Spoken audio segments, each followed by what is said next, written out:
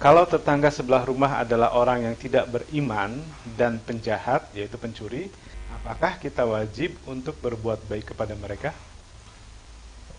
Bismillah, alhamdulillah, wassalatu wassalamu ala rasulillah wa ala alihi wa ashabihi wa mawala wa ba'd. Pertanyaan tentang tetangga yang non-muslim. Pertanyaan tentang tetangga yang non-muslim, bagaimana sikap kita kepada tetangga tersebut? Apakah mereka berhak mendapatkan hak tetangga? Karena kita mengetahui ada hak tetangga, ada hak tamu, nah kan begitu ya. Ada hak anak dari orang tuanya, ada hak istri dari suaminya, ada hak suami dari istrinya. Jadi semuanya memiliki hak. Nah, ini tentang tetangga yang non-muslim, apakah mereka itu memiliki hak? Ini harus kita ketahui untuk menjawab pertanyaan apa yang kita lakukan, dan begitu ya. Apa yang kita lakukan, apa sikap kita? Nah, jawabannya adalah Islam mengajarkan agar kita di dalam bermuamalah dengan non-muslim, siapapun orang yang non-muslim, kita harus bersikap dengan sebaik-baiknya muamalah. Dengan sebaik-baiknya muamalah.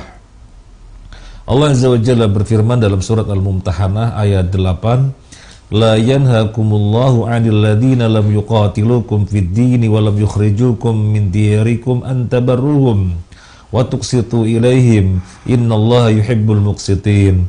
Allah tidak melarang kalian untuk berbuat baik dan berlaku adil kepada orang yang tidak memerangi kamu di dalam agama dan tidak mengusir kamu dari kampung halamanmu. Sesungguhnya Allah mencintai orang-orang yang berbuat adil. Ini tentang orang non-muslim. Selama mereka tidak memerangi kita, selama mereka tidak mengusir kita dari rumah-rumah kita, maka kita tidak dilarang berbuat baik dan berlaku adil kepada dia, kata Allah. Berbuat baik sebaik-baiknya, berlaku adil seadil-adilnya, tidak dilarang.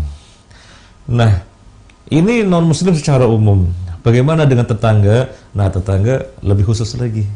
Karena ayat tadi tentang non-muslim secara umum, kalau tetangga tentu lebih khusus lagi, bahwasanya lebih utama lagi untuk disikapi dengan muamalah yang baik. Nabi Sallallahu Alaihi Wasallam bersabda tentang masalah tetangga dari hadis Ibnu Umar, diriwayatkan oleh Imam Bukhari Muslim, mazala Jibril yusini bil jar hatta dhanantu annahu sayuwarrithuhu. Jibril senantiasa berwasiat kepada aku tentang masalah tetangga, sampai saya mengira tetangga itu berhak menerima warisan. Yang namanya warisan itu dibagi kepada ahli warisnya. Tetapi karena Jibril terus-terusan berwasiat tentang tetangga, sampai Nabi mengira tetangga berhak menerima warisan, sampai mengira apakah tetangga berhak menerima warisan. Ini menunjukkan betapa tetangga mendapatkan hak sebagaimana semestinya. Muslim dan non-muslim gak ada bedanya ya. Muslim dan non-muslim gak ada bedanya dari sisi mendapatkan hak tetangga. Tetapi nanti untuk muslim ada perbedaan dari sisi mereka adalah muslim, maka berhak mendapatkan wala, kan begitu. Kalau tetangga non-muslim gak berhak mendapatkan wala, dapatkannya baro, ya, dapatannya baro, nggak dapat wala. Artinya berbuat baik selama tidak memerangi kita, selama tidak mengusir kita. Kalau mengusir kita dan memerangi kita, ya urusannya lain. Nah, itu namanya berhak mendapatkan baro. Jadi tidak berhak mendapatkan wala. Wala itu artinya cinta. Nah, cinta itu khusus untuk yang muslim saja. Kemudian kalau pertanyaannya tadi, tetangga yang jahat apa tadi ya? Pencuri misalnya. Pencuri, penjahat. Gimana? Non-muslim tapi pencuri, penjahat.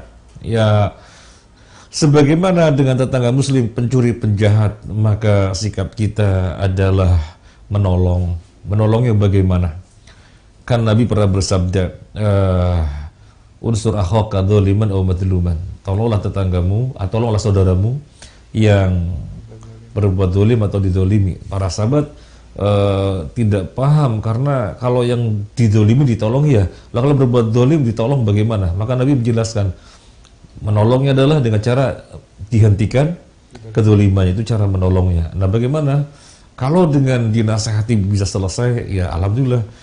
Kalau ternyata dinasihati nggak selesai dan menjadi, bagaimana cara menghentikannya? Itu bentuk menolongnya. Mungkin serahkan ke RT dan yang lainnya yang diketahui paling maslahat gitu ya. Nah demikian pula yang non muslim, kalau diomongi secara kemanusiaan, karena namanya nyolong jahat itu kan tidak baik ya, dan itu mengganggu, maka dekati dengan cara sisi kemanusiaan. Kalau berhasil alhamdulillah, kalau tidak ya sama, serahkan urusan kepada orang yang berwajib, yang berwenang, sehingga bisa dihentikan kezalimannya. Allah a'lam. Baik Ustaz, seandainya lanjut yang tadi Ustaz ya. Yeah. Seandainya kita khawatir dengan kerusakan yang ditimbulkannya, misalnya dia itu misalnya narkoba dan sebagainya, sementara untuk urusan seperti ini mungkin agak kesulitan di aparat yang ada di situ atau gimana? Apa kita perlu pindah atau gimana Ustaz? Kekhawatiran atas suatu kerusakan narkoba dan yang lainnya, kita punya anak-anak gitu ya. Kita punya anak, kita punya keluarga, dan kelihatannya kerepotan untuk menghentikannya. Kelihatannya kesulitan untuk melaporkan ke pihak yang berwenang, berwajib, sehingga dikhawatirkan akan terus berkelanjutan itu ya. Kita punya anak-anak.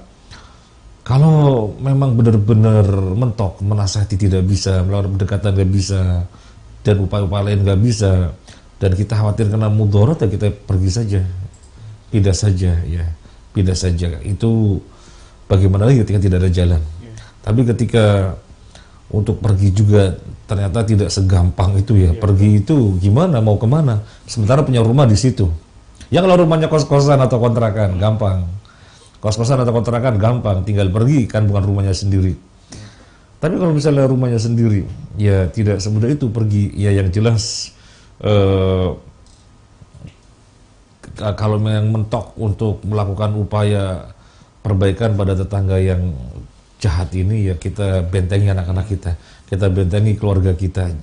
Ketika mereka, anak-anak keluarga kita paham ya di dalam memilih pergaulan gitu ya, insya Allah itu benteng yang paling utama, sehingga keberadaannya di sampingnya sebagai tetangga, jahat apapun nggak ngaruh ya, sambil terus berusaha melakukan upaya agar dia bisa berubah.